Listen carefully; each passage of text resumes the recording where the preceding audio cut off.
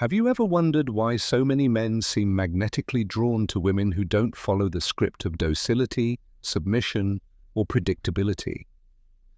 Why, when faced with a woman who sets boundaries and doesn't apologize for existing with intensity, many men don't just become interested, they become captivated?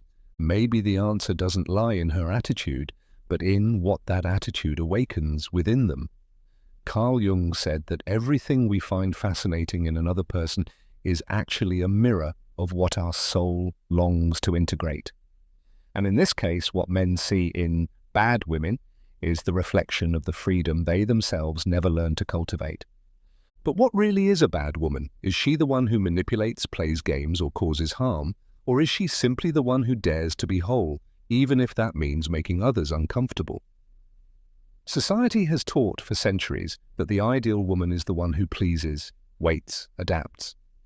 But there's an almost inexplicable fascination with those who break that mold. And it's not because they are bad, it's because they are free. And freedom, for many men, is an uncharted, terrifying, and irresistible territory.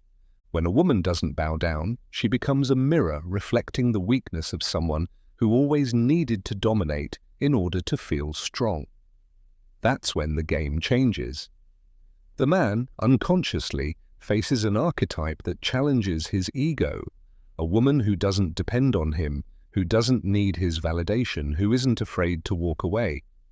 And the more he tries to fit her into his expectations, the more she slips through his fingers like fine sand.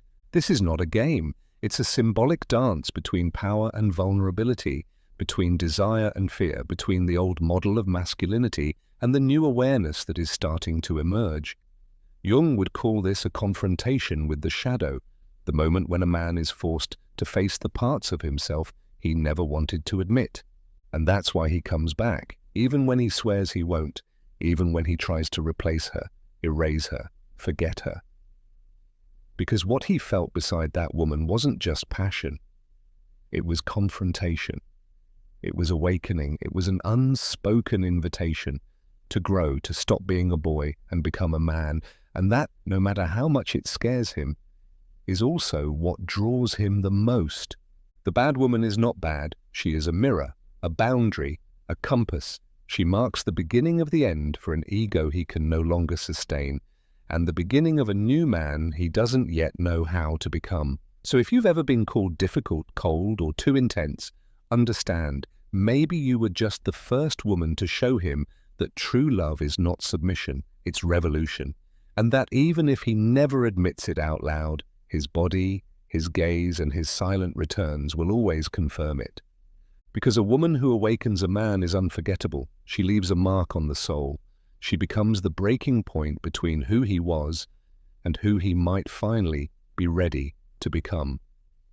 Everything begins the moment a woman refuses to shrink herself to fit into a man's emotional world. That moment, barely visible to the outside eye, triggers a seismic impact within the male psyche. Jung taught that the human soul is shaped through confrontation with what we most try to avoid. And for many men, that confrontation is called the woman who does not submit. She is the living symbol of the shadow. That archetype that lays bare what lies hidden beneath the masks of pride, authority, and control. When a woman says no with firmness, when she demands respect without raising her voice, when she disappears without drama but with dignity, something breaks inside the man. And what breaks is not desire, it's illusion. He realizes he has no power over her. And that realization, while painful, is irresistibly fascinating, because for the first time he's not facing a woman, he's facing himself, or better said, he's facing the part of himself he never had the courage to look in the eye, his own emotional limitation. That kind of woman doesn't scream, but she echoes. She doesn't beg, but she transforms. She doesn't seek revenge, but she awakens.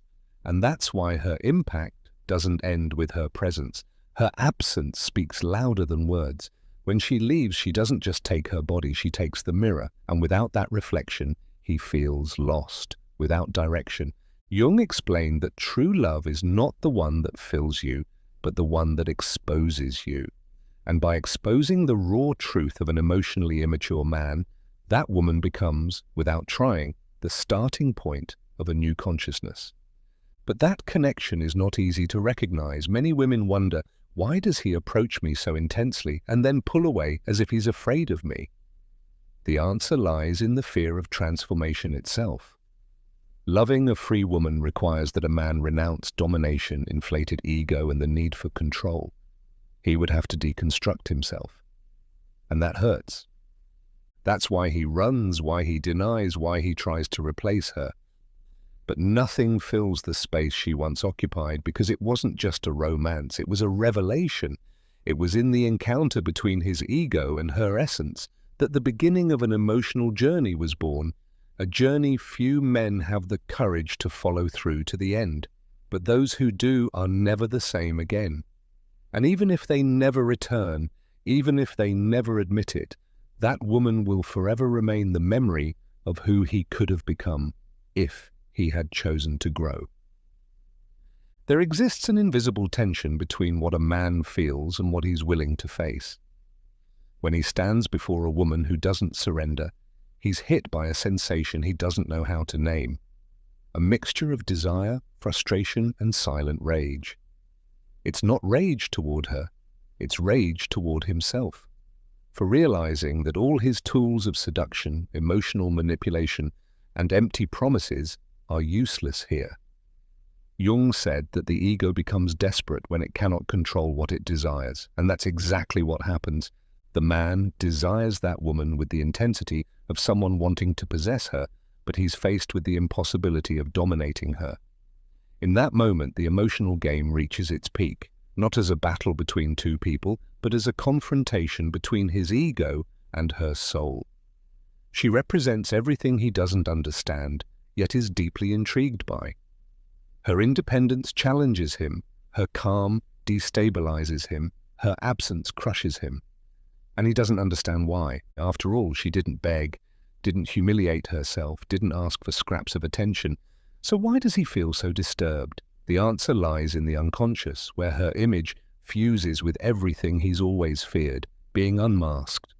Every time that woman sets a boundary, she causes micro-fractures in the emotional castle he built over a lifetime, fractures that force him to see the cracks in his learned virility, his performative masculinity, and the roles the world imposed on him, roles he unknowingly adopted as armor. But now that armor no longer protects, it imprisons. And the greatest fear of a man who hasn't yet deconstructed himself is having to let go of those defenses to become vulnerable in front of someone who isn't impressed by his strength, but demands truth.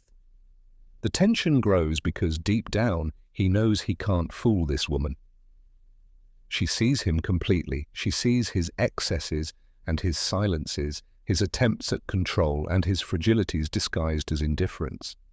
And that terrifies him more than any rejection, because she doesn't just see the man he pretends to be, she touches the man he's been hiding. And that silent exposure is unbearable for an ego that has always needed to dominate in order to feel desirable. That's why he walks away, not because he doesn't like her, but because he can't bear what she forces him to see. He'd prefer a woman who pretends not to notice, who accepts crumbs, who spares him from seeing himself stripped bare. But that woman is different. She doesn't demand anything, but her presence demands everything, and that everything is precisely what he still doesn't know how to give, his soul. When the woman leaves, her silence becomes deafening. There are no messages, no reproaches, no threats, only absence. But this absence is different. It's heavy, symbolic, uncomfortable. Carl Jung said that the unconscious reveals itself through symbols, and that is exactly what she becomes, a symbol, an archetypal mirror reflecting everything he's avoided all his life. She wasn't just a person, she was a breaking point. And now, in the echo of her absence, he begins to think, perhaps for the very first time, truly.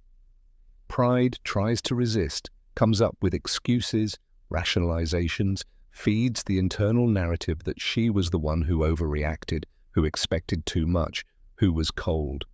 But something inside him can no longer support that story, because deep down, he knows. She didn't expect anything more than presence, nothing more than truth, nothing more than a man who knew how to love without needing to control. And now every gesture of hers becomes a symbolic memory. The firm gaze, the way she stayed silent when disrespected, the lightness with which she said goodbye. It all comes back like pieces of a puzzle he tries to put together too late. This reflection is not romantic. It is painful. Because what he sees now is not only what he lost, but what he didn't know how to be. He realizes that instead of protecting her, he tried to dominate her, that instead of loving her with maturity, he wanted to make her dependent on his instability, that instead of building something real, he played with the idea of power, and that corrodes him from within, because she was the first one who didn't fall into that trap. She didn't stay to be reformed. She left to preserve herself.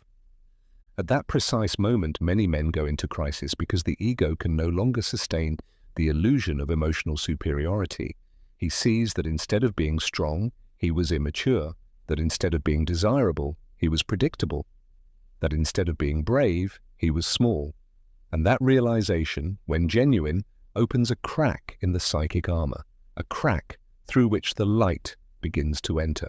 Jung said that self-knowledge begins when we stop projecting blame onto others and start taking responsibility for our own shadows. And that is exactly what she triggered, a disruption in the cycle of projection. And he begins to understand it wasn't that she was bad, she was fair. It wasn't that she was cold, she was firm. It wasn't that she was difficult, she was whole. And that kind of woman only frightens those who haven't yet learned to look at themselves deeply, because she doesn't want a hero, doesn't want a father, doesn't want an owner. She wants someone with the courage to walk beside her, with a bare soul, a present heart, and truth in his eyes. And now he sees all of that, but he sees it alone. Every true transformation begins with a loss, and there is no loss more impactful than the one that forces someone to confront their own shadow. Carl Jung stated that what we reject most in ourselves is what controls us the most.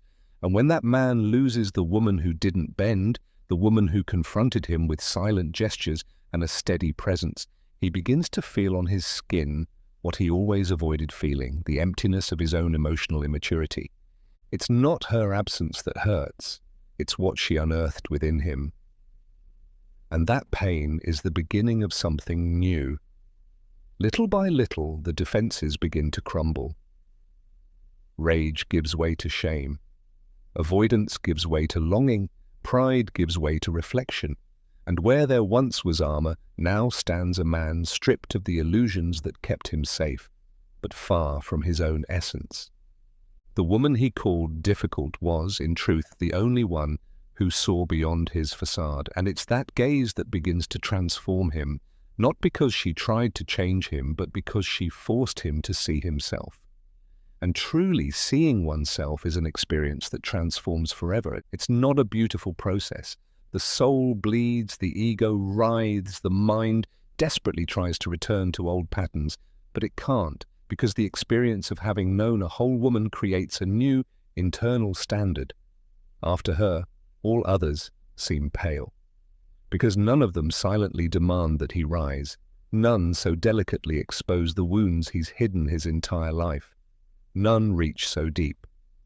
And that impact becomes a symbolic scar, a constant reminder that something needs to change. That man then begins to deconstruct himself. He stops seeking validation through applause and starts seeking meaning in silence. He abandons the desire to be desired and begins to desire to be real. He doesn't become weak, he becomes human. And that is where true strength is born. Jung said that there is no awakening without pain, and that individuation, the process of becoming who you truly are, only happens when we face our own darkness. That woman was the spark that ignited that process. And even if she's far away, she remains present as a symbol of who he can still become. The transformation does not happen to win her back. It's no longer about her. It's about him now, about rebuilding himself based on truth, not performance, about stopping the need to impress, and beginning to live in integration, about recognizing that love, when real, does not accept the ego as its guide, because true love, the kind that transcends, that heals, that awakens, can only bloom when the mask falls and the authentic self finally emerges. After the fall of the ego, the world is no longer the same, and neither is he. The man who once sought admiration now longs for connection. What he once saw as a power game, he now understands as an invitation to vulnerability. He begins to realize that the woman who unsettled him wasn't arrogant, she was whole. That it wasn't her who was too much, but him who was emotionally lacking. Carl Jung said that true healing only begins when we look at what hurt us with the eyes of learning, and that's exactly what's happening. She left a mark, but not as a wound, rather as a sign. This new man doesn't arrive with promises, but with presence. He no longer seeks to be the answer, but is willing to listen to the questions. He knows that it's not enough to love. Love must be sustained with maturity. And he now understands that the woman who made him question everything doesn't want to be saved, conquered, or convinced. She wants to be respected in her depth, recognized in her truth, embraced in her strength. And that can only happen when the man finally lets go of the need to be superior and humbly chooses to be real. This new vision isn't expressed through grand words, but through silent actions. He doesn't beg, he shows. He doesn't seduce, he supports. He doesn't display, he surrenders. Because he finally understood that a true woman is not impressed by promises or power, but by a man's ability to remain whole by her side, even when everything in her confronts him. Respect is no longer a strategy, it has become essence. Admiration is no longer vanity, it has become recognition. And desire is no longer ego, it has become communion. But he also understands that perhaps he arrived too late, that this woman has already moved on, that maybe she's not willing to reopen doors she had to close in order not to lose herself, and that instead of stirring anger, stirs reverence, because now he knows the value she had and the price she paid for being the only one who saw where he was still blind. Carl Jung said that not all encounters are meant to last. Some come only to awaken us. And awakening on its own is already a miracle. He doesn't wait for forgiveness, doesn't demand a return, doesn't idealize a reunion. He simply continues with a clearer heart, a more honest soul, and a silent gratitude for that woman who, without asking permission, entered, exposed, tore open, and left. Because sometimes that's precisely what love does. It destroys the false so that the true may be born, and now for the first time he's ready to love. Maybe not her, but himself. And only from there can any other love be true. She became a milestone in his emotional timeline, not for the intensity of the words spoken, but for the strength of the silence that remained. And no matter how much time passes, no matter how many other bodies try to occupy that space, nothing replaces what she represented. Carl Jung said that certain archetypes cannot be erased, only integrated, and she was exactly that, a living archetype.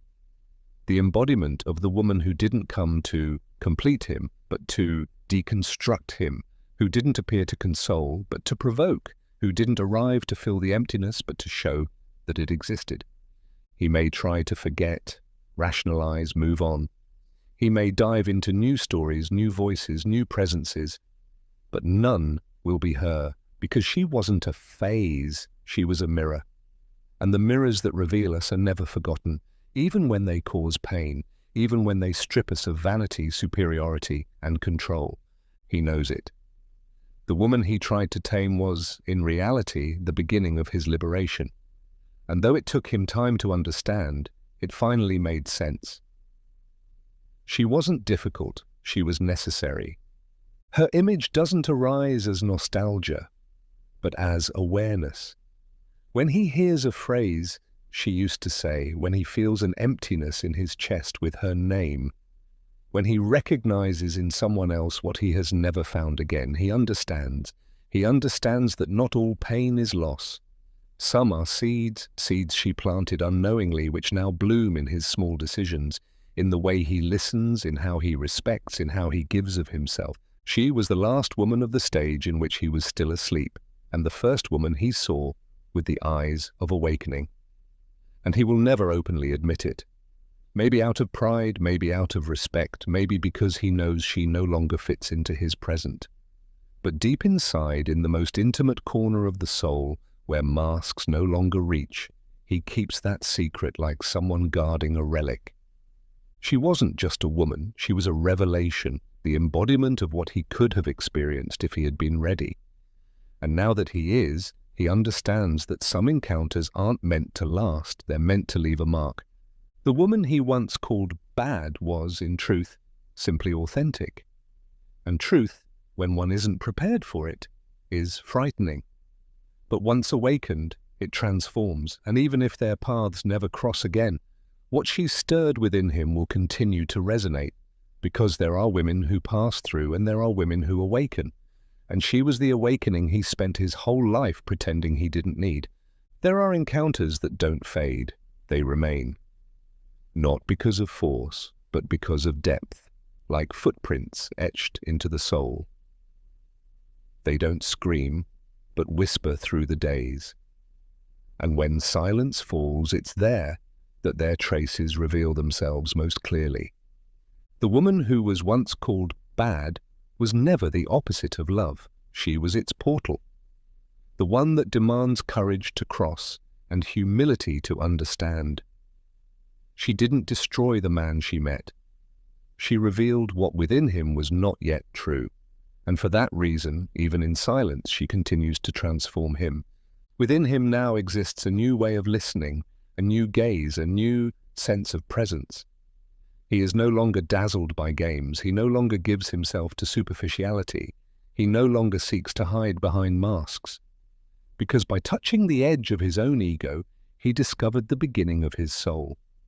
Carl Jung said that the true loving encounter happens when two consciousnesses recognize each other. And maybe she was the only one who saw him, even before he knew who he was. It was that mirror that woke him up. An awakening, no matter how painful, is never in vain. Some men will continue to run, to blame, to hide from themselves, but others, those who have the courage to look back truthfully, will understand. They will realize that they didn't lose a woman, but gained an opportunity, a rare opportunity to rebuild themselves from the inside out, from that which hurts, that which unsettles, that which challenges, and that which, paradoxically, sets them free. Because there is no freedom without self-awareness, and there is no real love where the ego still reigns. That woman was a silent revolution, and true revolutions never ask permission to happen. So if this video touched something inside you that you didn't know how to name, but you felt, it may be time to look within, to stop running after others and start walking beside yourself, and only then beside someone else. Because the kind of love that awakens us isn't the one that comforts, it's the one that transforms. And sometimes the one you judged as the stone in your path was actually the key you needed to open the door of your awareness. She wasn't your enemy, she was your initiator. If this message resonated with you, let it resonate beyond you. Like, comment, share. Write here what you felt, because maybe in your story, another woman will recognize herself, another man will awaken, and together we can build more conscious relationships. Subscribe to the channel if you wish to continue on this path of depth, truth, and transformation. And remember, the one who sees you with the eyes of the soul will never forget what they saw.